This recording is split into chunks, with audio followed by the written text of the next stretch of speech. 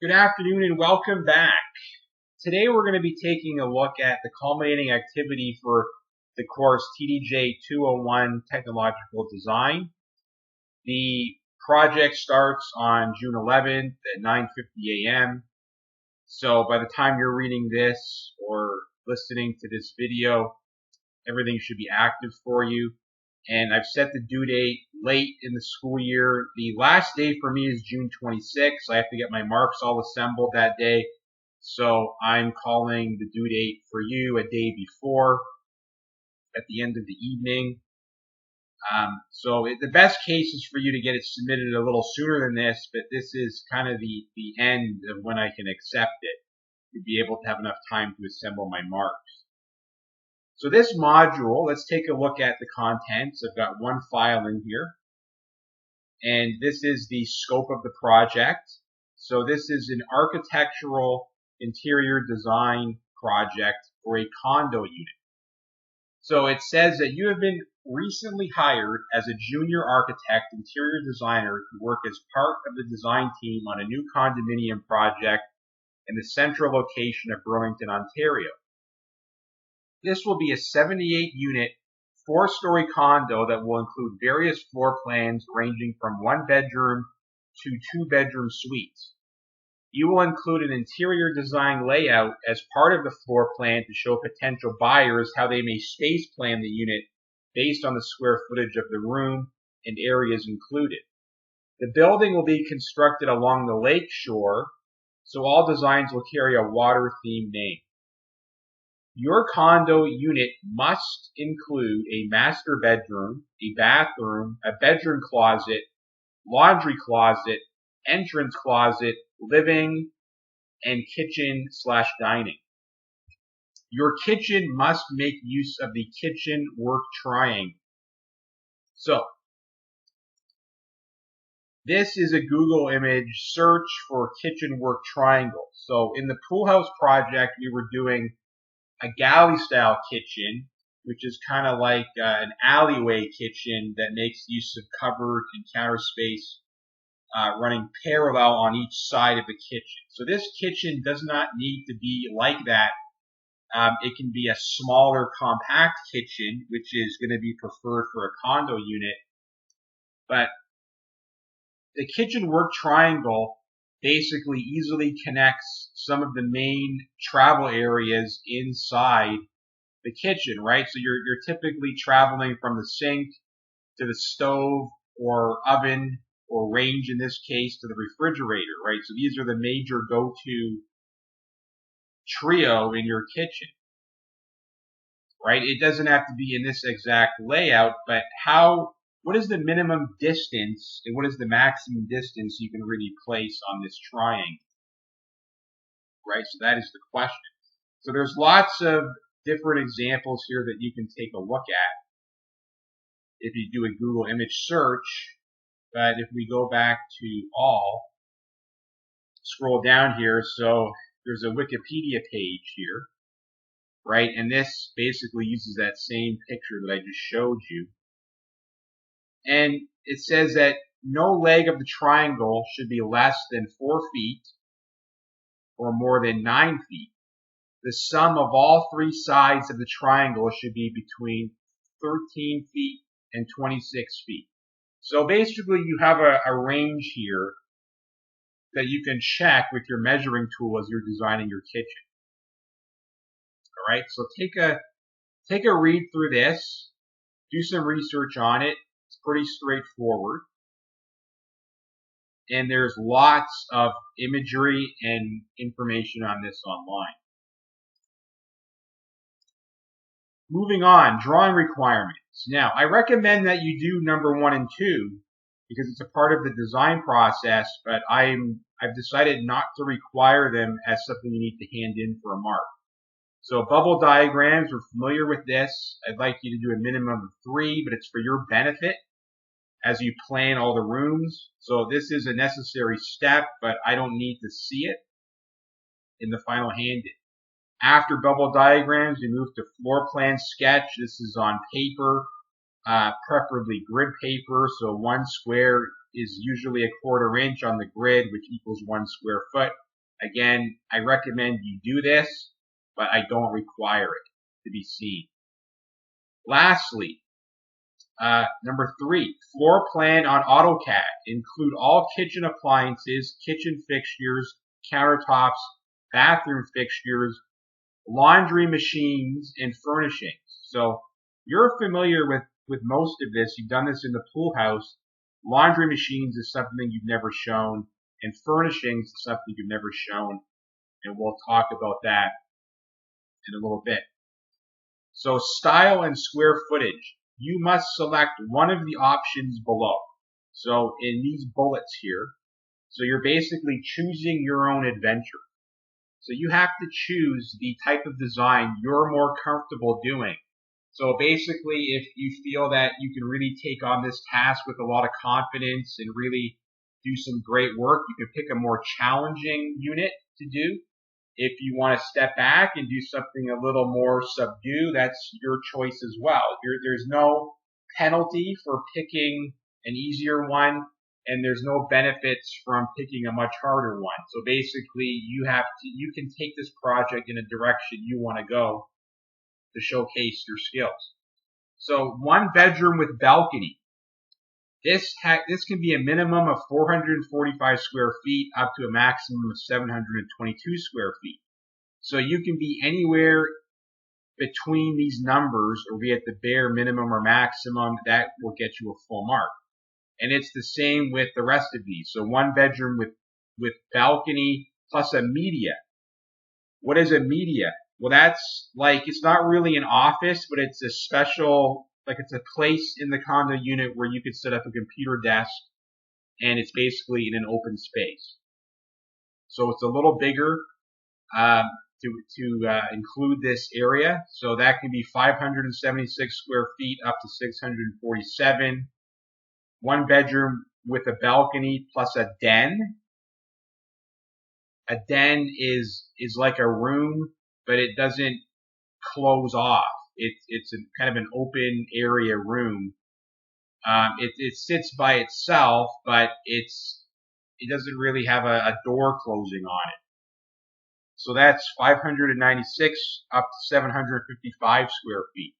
Now, when you get to the last two, a 2-bedroom unit with a balcony, there is no range. It's 813 square feet. So you have to be within 2 square feet, like we did with our pool house.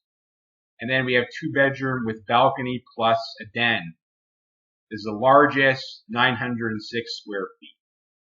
So note, 2-bedroom units must be designed within 2 square feet of the square foot listed above. Also, the balcony does not count for square footage, but make it size appropriate for your unit, meaning that you can't have this small unit, but a balcony or a walkout that's basically the same size as your unit or double in size. You need to design that space within reason. And I'm not putting a number on it, so it should look proportional. And I'm going to show you an example because I have one that I worked on, and I picked 2-bedroom with balcony, 813 square feet, and I'm going to go over it and show you what it looks like. Due date. This project will count towards 15% of your final grade and is due on Thursday, June 25th, 2020. So here's your evaluation. So the bubble diagram, I crossed a line out, and I also crossed a line out through the floor plan because this is the design process, planning, bubble diagrams, floor plan on paper. Read through this, but again, I don't need it to submit it. Okay, so that the only thing you're submitting is the CAD condo floor plan.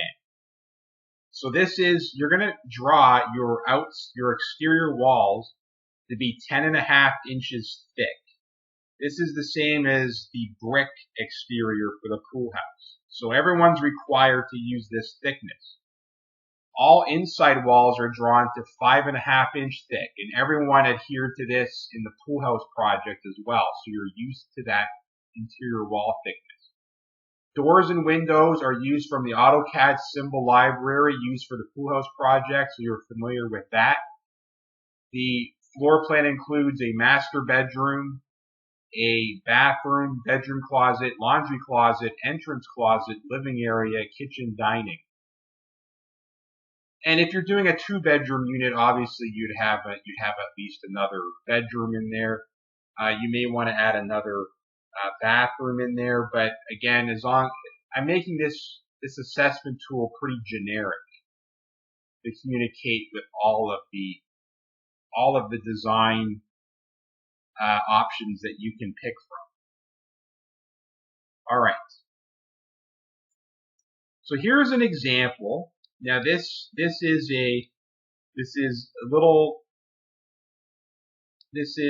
has a lot going on.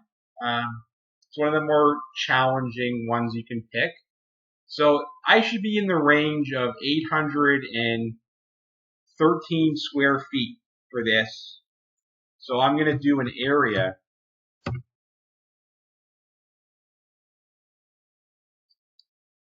I just want to show you this just to prove that I'm following my own rules here.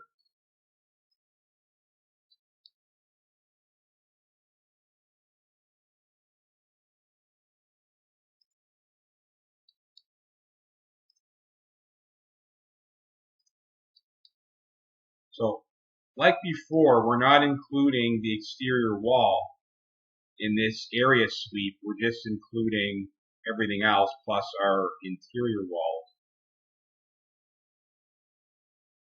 I'm probably working harder at this than I need to because I have a snap-on I shouldn't have on, which is the nearest.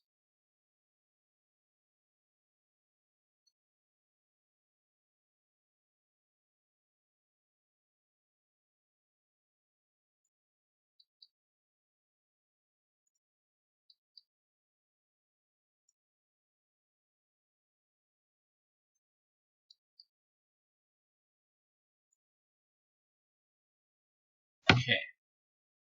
So I'm at 813.0893 square feet. So I'm very within my tolerance for this.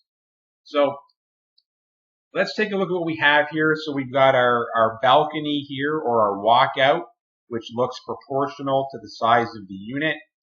And you have to really be careful here when you do this. You can't put windows on every single side of the unit because you got to think that, okay, here's the entrance way to get into the unit, and you can't have windows on the side where you enter because there's going to be typically a hallway here. You don't want people to be able to walk by and look inside your unit.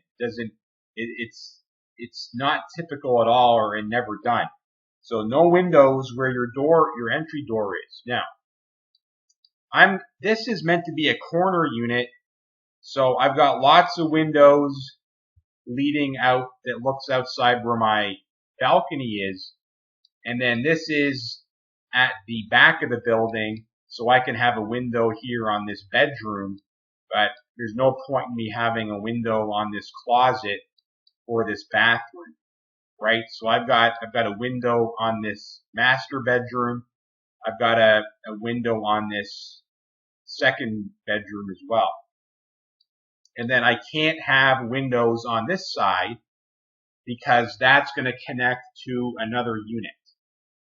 And people forget that. They just want to throw windows everywhere and like they're designing a house, and that's not what we're doing here. All right, so typical room sizes sheet should be followed from the hub like you used for the pool house. So we enter here, the door swings open against this interior wall, and we've got a sliding door for an entrance closet here. We have a generous hallway, 4 foot 1 inch, leads to a powder room bathroom. It just has a toilet and a sink. We've got a laundry room here. Now, there is no block for you to take to make a washer dryer, but this is how a washer dryer looks like if you're stacking them. They can be side by side, so you could have 2 of these. One would say W, one would say D, washer dryer. If you want to make a stack, just have one square, draw a diagonal line, put a W and a D, and that's how you show it. Now, how big should this square be? Just go online and look for a brand for a washer dryer. Find out what the dimensions are, width times length, and then draw the square to be that size. Okay? So I'm not actually giving you this information. You have to just go online and do a quick search and find a brand. Very simple. All right, so we got a lot of doors going on here. I'm going to be fixing this up a bit. It's fine to have a door like this on your closet because then you can easily access both sides of this, right? It's not typically like when you're designing a room and you want the door to be as close to an adjacent wall as possible. But these doors here, as you can see, they're going to interfere with one another. So I'm just gonna show you how to quickly fix this. I'm gonna take this door, I'm gonna move it up to here, erase, and then I'm going to just extend these lines.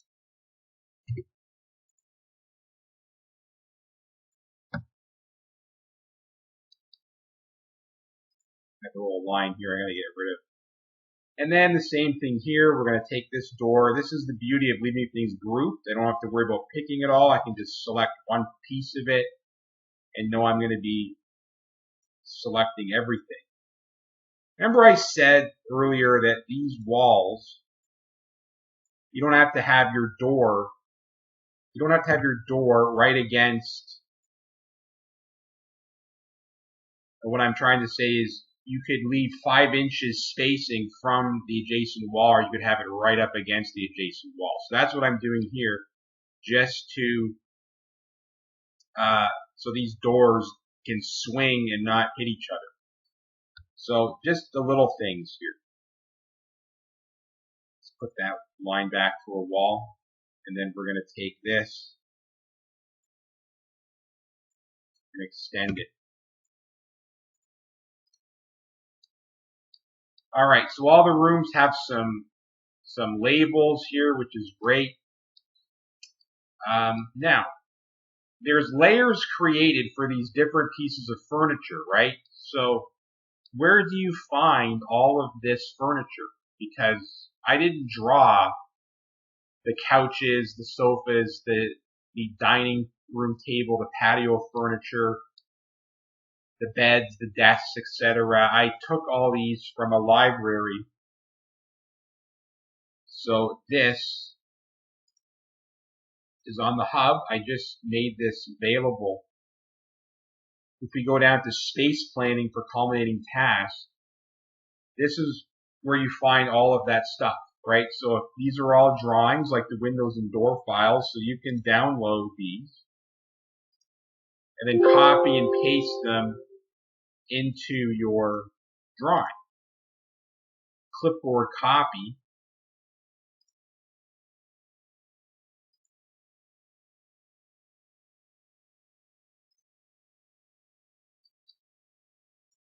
Like this, and then you can, again, they're all grouped. You can just take what you want and then put them into your floor plan.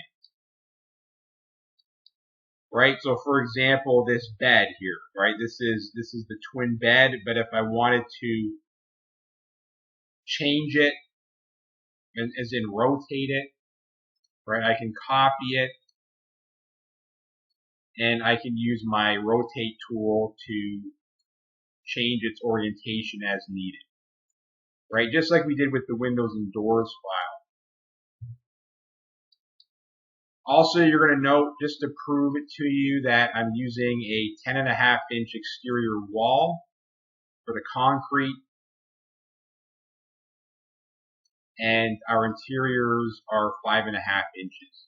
So the same rules apply for doors as was shown in the pool house project, right? We're using 34-inch doors, 32-inch doors or so for our interiors. Just go back and watch those pool house videos if you're not sure.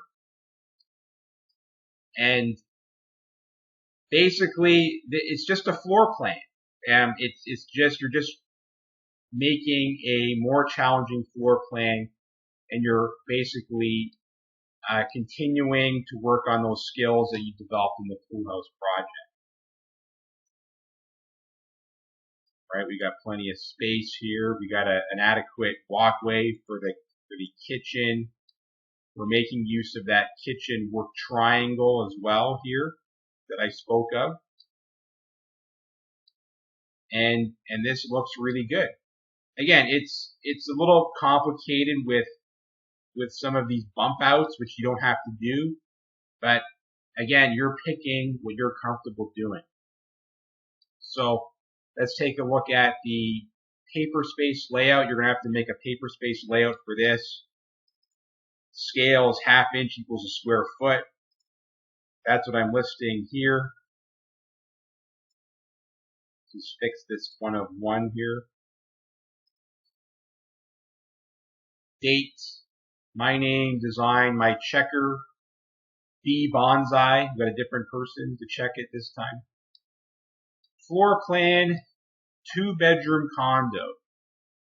Right, I need to know what you're designing. Be very clear about it in the project.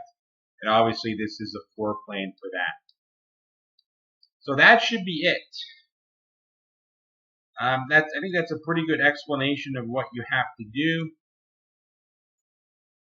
And if you have any questions, please feel free to ask them on the activity posted on the course homepage, or send me an email and I will respond to you as quickly as I can. And that's it for now, and I hope to talk to you soon. Have a great day.